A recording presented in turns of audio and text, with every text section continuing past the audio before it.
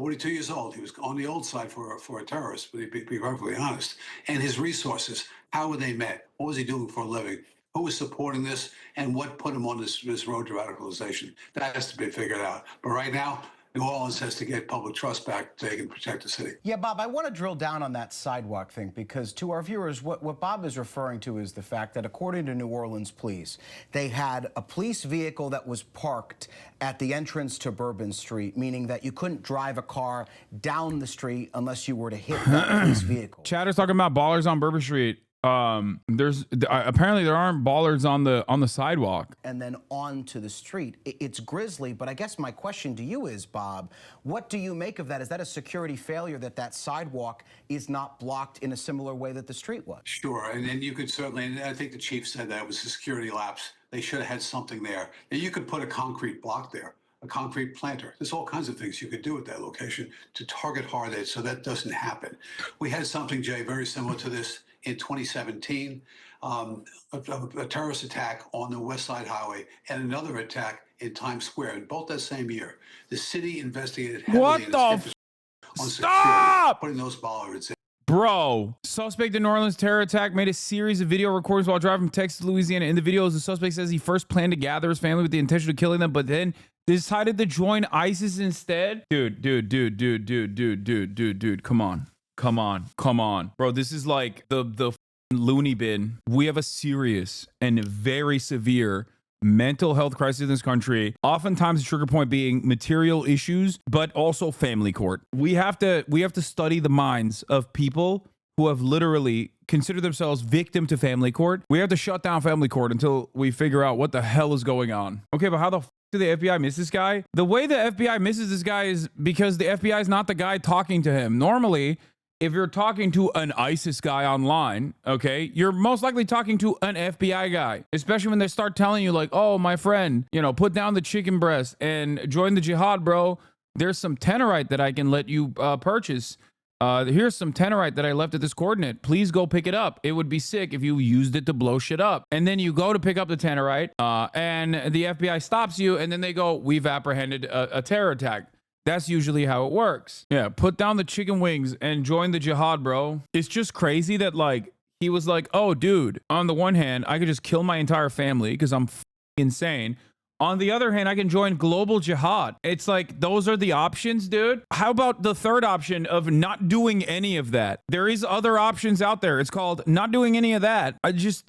What a insane motive. Yeah, I mean, the more you find out about this dude's profile and background, the more you realize that maybe divorce court was it is insane, almost like it was made up. I mean, if there's video, you'll see it. Like, it's from CNN. Even 9/11 had more motive than this freak. Yeah, I mean, dude, first of all, the guy was just like, you know what? Either I do serial killing on my family or I join ISIS. Like, that's a psychotic thing. I just don't understand how the timeline doesn't make sense. The timeline doesn't make sense at all. Like, what, he radicalized and quote unquote joined ISIS? Like, he said the Shahada on the way from Texas to Louisiana a week prior. Like, that's not how this works. You know what I mean? That seems weird as that seems incredibly fishy, and I'm going to be, again, very charitable and say that this is most likely a misunderstanding. If he was radicalized and joined ISIS, he probably did it way before he just decided to travel from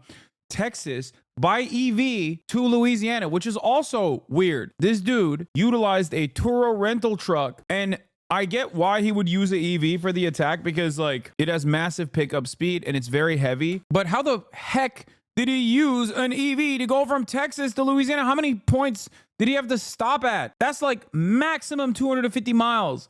Every 250 miles, he has to stop and recharge for the past couple of hours, you know, just like sit there. He'd been planning this and driving for 4 years. Oh, wait, what? That's where the videos are from? Okay, that makes a little bit more sense than with the ISIS, he joined ISIS thing. Like, if he has like 4 years worth of videos that he shot, but that still doesn't make sense because in 2021, he was still very much online. After 2 to 3 years of no online presence, he goes to this, suddenly converting in a few months and posting on his way After years of online silence, mandatory mental health checkup for veterans. Here, this is the CNN reporting on this once again. Suspect in New Orleans attack made series of recordings before Wednesday's attack. Officials say suspect in New Orleans made a series of video recordings before Wednesday morning that law enforcement are currently reviewing, according to multiple officials briefed on the investigation.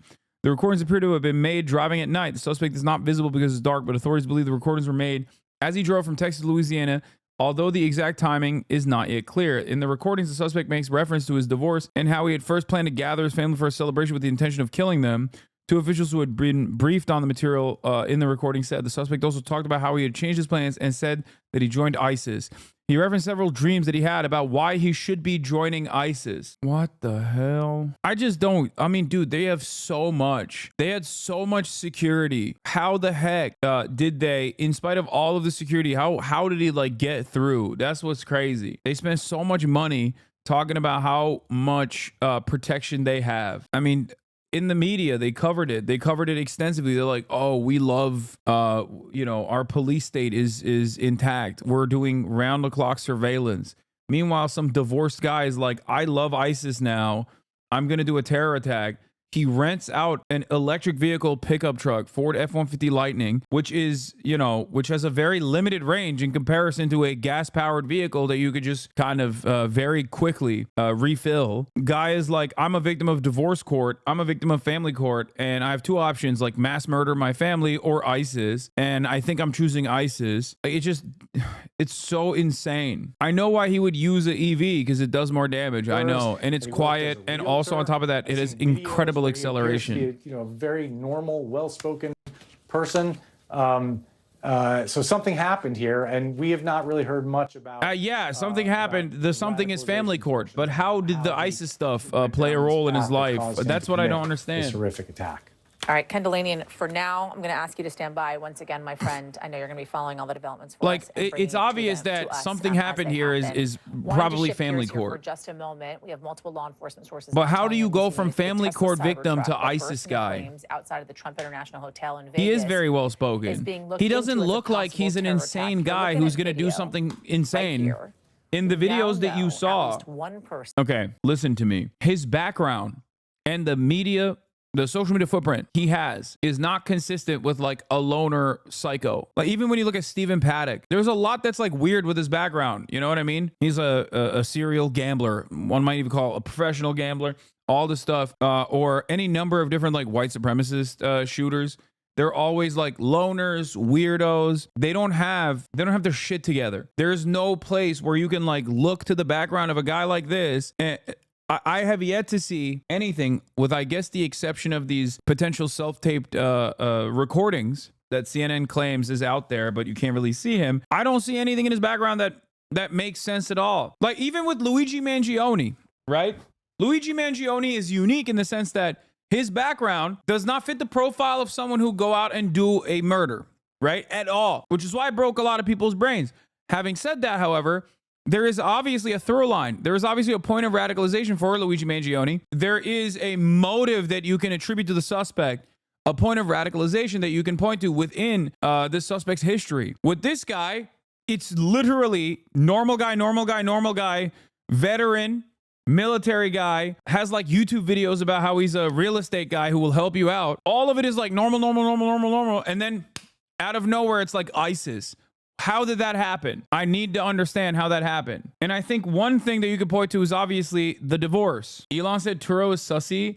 Yeah, that's the reason why he's saying Turo is sussy is because he wants to shift the attention away from any kind of Cybertruck related incident being brought back to Cybertruck. He already has enough issues with Cybertruck, whether it be major recalls, whether it be the fact that they are they've lost value tremendously and people just don't want them because there's a litany of different issues, complications with Cybertrucks. He just wants no additional bad PR on Tesla products, but especially Cybertrucks. He's getting it regardless. I suspect that's the reason why he's like, oh, look away from the Cybertruck. Anyway, the other part of the problem with ISIS is that what the hell is ISIS at this point? Even at its peak, in its inception, we know what ISIS is. A State Department project to a certain degree. We know what has happened to ISIS throughout time by way of American allies in the region.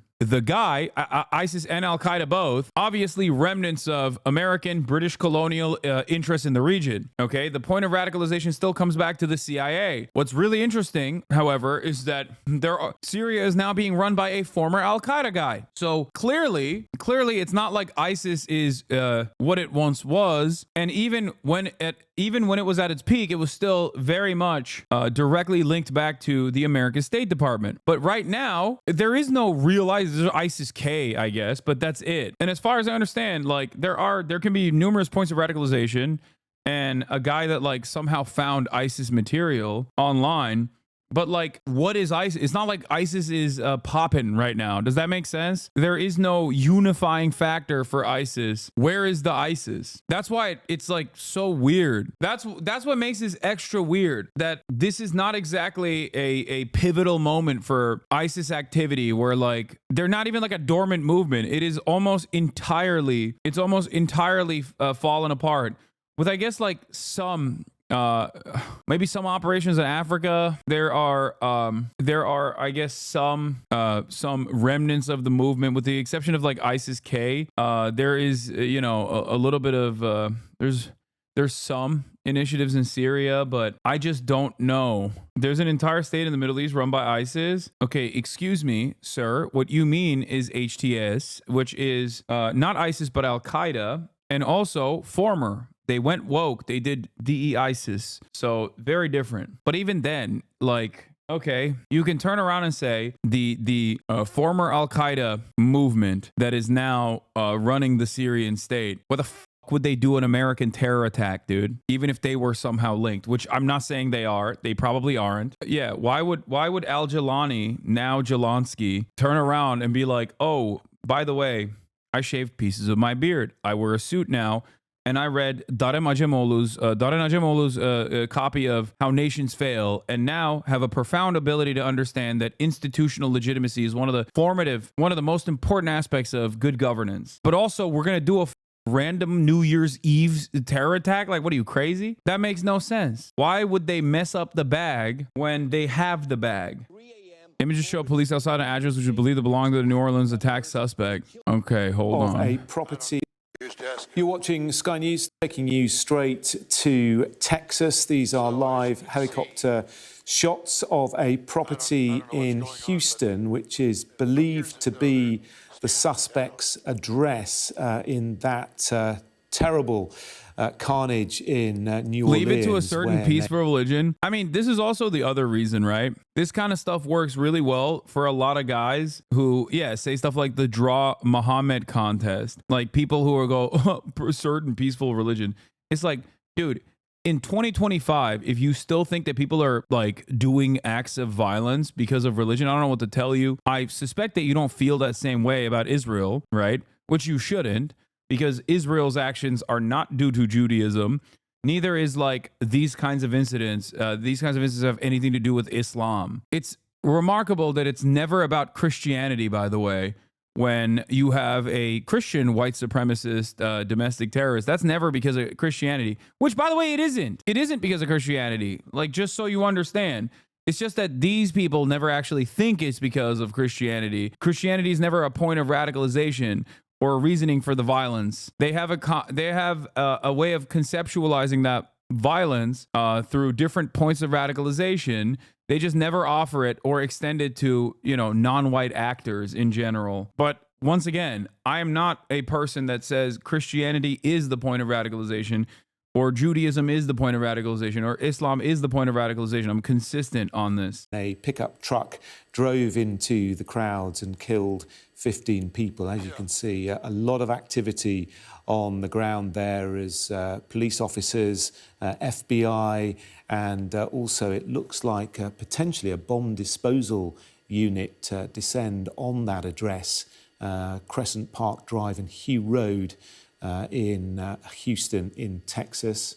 The US Army veteran with an ISIS flag on his truck, we now know, swerved around makeshift barriers to drive into the crowds in the French Quarter of New Orleans early in the morning of New Year's Day, killing 15 people in an attack officials believe was now carried out with the help of others. The suspect has been identified. Shamsud Din Jabbar, 42 years old. We know he's a US citizen from Texas who once served in Afghanistan. Yeah, we already covered this, but it's, again, looks like the FBI jumped the gun saying there was more than one person involved. Yeah. They were just innocent bystanders. The video that was reviewed by law enforcement that reportedly appeared to show potential accomplices dragging explosive devices does not show the suspect's accomplices, but rather innocent bystanders. Imagine surviving a terror attack and then getting terrorized only a couple hours later by the state because they think you were being suspicious. That's crazy. And Jesse, again, joining us live from New Orleans. We understand the concern about these bollards and that they weren't in place for this attack. But is there any indication that the attacker was aware or that had potentially cased the area before the attack? At this point, Lester, we haven't seen anything from officials about potential other targets in the city of New Orleans. But what I can tell you is something that would potentially be a prime target in the city this week and also next month is where I am right now. This is the Superdome. It is supposed to host a football game. It was supposed to host it tonight in just a matter of a couple of hours, but that was postponed because of the events in the early morning hours. They have delayed the game. Wait, what? Super Bowl is also supposed to be played here now. Oh my God. The same flag the New Orleans terrorists had can be seen at pro-Palestine rallies around the world when they claim globalized and fought into. Dude, please stop. I don't know why Israel supporters, I don't know why Israel defenders use every opportunity to be like, every opportunity to once again be like, no, you don't understand. Like all the pro-Palestine people are also pro-ISIS, which is so crazy because one, Israel's methods and actions closely resemble ISIS. Two, Israel has literally aligned openly with ISIS numerous times. So I don't know why these guys keep repeating the ISIS line over and over again. Hamas and ISIS are at odds with one another. Hamas has killed significantly more ISIS people than Israel has. Than Israel has even healed, okay? Also, I don't think these aren't ISIS flags. Oh my God. It's like all those stories of the dudes getting arrested for wearing a bandana that has Arabic lettering on it. And the Arabic lettering will be like, I like chocolate. And then they get arrested. And they're like, dude, I'm wearing a headband that says I like chocolate on it. And it's like, nope, well, sorry. It looks a little too close to what we suspect is terrorism. Now, the other, I mean, dude, listening to Blowback Season 3 on the Korean War is a somber reminder that Western chauvinism and the attitudes that Western states have had, and Israel is obviously an extension of the Western state, United States of America, has not changed at all. Where Blowback Season 3 focuses during the Korean War how the Marines and the American military and the unified UN coalition of forces, how they treated the Koreans as subhuman, using remnants of the original, the G word with two O's and a K, not like any other G word. There's a couple of them. Anyway, just don't say it. The word originated through the Philippines initially and was utilized by mainstream resources, by mainstream media. Like they just straight up write it in their articles when referencing Koreans in general. And a big part of it, like a big part of the consent being manufactured at the time, revolved around like the inhumanity and the barbaric nature of the Korean forces, the Korean militias, or the Korean military. And it's always like a dehumanization that must occur. And the same thing goes for Arabs. Everything Arab related, everything Arab oriented is automatically the inference of terrorism, suspected terrorism. That's it. Yeah. Ivy League economist ethnically profiled, interrogated for doing math on American Airlines flight. 40-year-old man with dark curly hair, olive skin, and an exotic foreign accent boarded a plane. It was a regional jet making a short, uneventful hop from Philadelphia to nearby Syracuse. Or so dozens of unsuspecting passengers thought. The curly-haired man tried to keep to himself, intently, if inscrutably, scribbling on a notepad he'd brought aboard. His seatmate, a blonde-haired 30-something woman sporting flip-flops and a red tote bag, looked him over. He was wearing navy diesel jeans, a red Lacoste sweater, a look he would later describe as simple elegance, but something about him didn't seem right to her. She decided to try out some small talk. Is Syracuse home, she asked. No, he replied curtly. It's just a dude with like, you know, a little bit of neurodivergence, okay? He's doing math on a plane. The person who should have been arrested is the 30-year-old woman because she was wearing flip-flops on a plane. Ain't nobody wants to see her toe jam. Ain't nobody wants to smell it. Ain't nobody wants to be around it. No open-toe shoes. Why are you pro-terrorist? I like that while I'm covering a story about a Ivy League economist being profiled as a terrorist falsely, and how, you know, how racist this stuff is, how so many of these stories just simply revolve around people seeing Arabic and going, well, that's terrorism. This guy goes, why are you pro-terrorist? I'm not pro-Israel, okay? I am not pro-American imperialism. I'm not pro-Israeli apartheid state or the Israeli genocide. So no, I am not pro-terrorist. You might be. Try again, chatter. He get to a point where he believed in what ISIS was saying, to put that flag on the back of that pickup truck and drive through this crowd and killing these 15 people. How did he get to that point? One thing that they're looking at there is his travel, specifically some travel that took place in late June, early July of 2023, where he apparently flew from New York's JFK airport to Cairo, Egypt. So they're trying to determine, did he actually get on that plane? Was it in fact him in that trip? What occurred when he went overseas? Did that have any connection to what ultimately became this deadly terror attack? And then apparently once he comes back here, Lester, he flies from Atlanta to Toronto several days later and then comes back here to the U.S. Again, does that have any connection to what we've seen here? So that type of work is going to be ongoing. The FBI is going to be involved with foreign government agencies, foreign law enforcement agencies, to try and determine who he was maybe meeting with overseas, or did it have nothing to do with this at all. It's just part of the work that's going to be ongoing. Closer to home here, Lester, in Houston, the FBI says that they are at a location there where they're Can you expand on religious violence activity in 2025? Do you really believe it's not happening at all? I agree that it's disproportionately leveled at Muslims, a way to demonize them, but I think Christian harassment and violence against Muslims in America is just an example.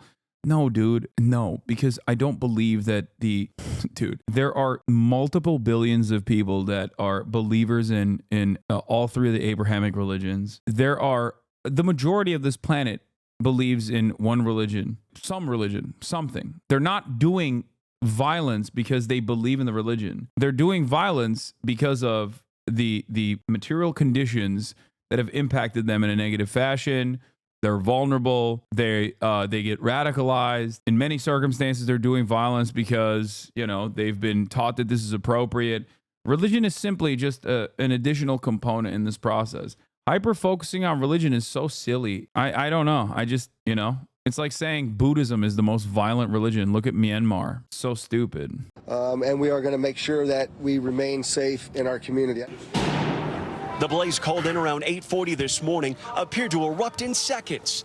Witnesses describing... Yeah, ironically enough, no one is calling the Magdeburg guy atheist violence, even though he was a incredibly sweaty atheist, former, you know, he's a atheist anti-Islam guy, right? Was that an act of atheist violence? No. Adding, we've never seen anything like this. Retired ATF agent Scott Sweeto says video evidence may be telling in the investigation. You can see multiple large flashes, and you also hear whistling sounds in that video, and those whistling sounds are very consistent. Atheism is a religion? I mean, the way that guy was presenting it, yeah, basically. Law enforcement for their swift response as federal investigators dig in. Morgan Chesky, NBC News, Las Vegas. And let me go back to Tom Winter now. And Tom, I want to pick up now on this story ratio versus atheist. as that was racism, not atheism law. I know, dude. That's not my point. I'm not saying that guy did the violence because of atheism. Oh my God. You guys are missing my point. Please, chatters. I'm not saying that the atheist anti-Islam guy did violence because he's atheist, okay? You're missing the point. You're agreeing with my point without recognizing that is my point. Oh. Truck, Tesla, Elon Musk, huge part of the incoming Trump administration. Even without that, he's a huge entrepreneur in this country, somebody who's a bit of a lightning rod himself. So did this person carry this out in an effort to make a statement against either one of those individuals or both? Or did they just know that I'm going to get a lot of attention by showing up at this Trump property in a Cybertruck and doing something? These are all part of the questions that federal investigators are asking. The FBI has not officially taken over this investigation at this point, Lester, we're told, but we do expect that it is headed towards that direction. And where this ultimately goes, time will tell, and also how this potential explosive was put together in the back of the truck. You heard the fireworks in Morgan's package, but we'll have to figure out exactly what was used and how that was all put together. That's something that investigators are very much going to want to figure out, and what this person was specifically trying to do here today. Obviously, 7 others injured as a result of this, so it is significant and certainly got everybody's attention in Las Vegas today.